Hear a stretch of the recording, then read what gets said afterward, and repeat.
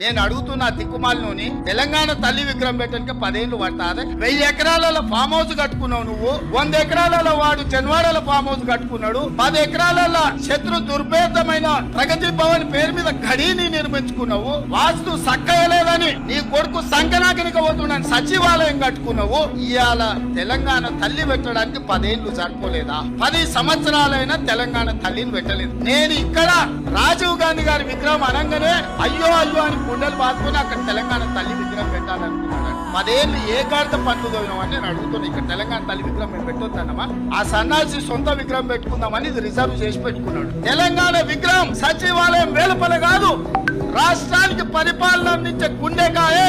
ఆ గుండెకాయ గుండెల్లో ఉండాలని అక్కడ తెలంగాణ తల్లి విగ్రహం డిసెంబర్ 9 నాడు సచివాలయం లోపల పెట్టే బాధ్యత చెప్పేదారి నాది. తెలంగాణ ఇచ్చింది మేము, తెలంగాణను కాపాడేది మేము.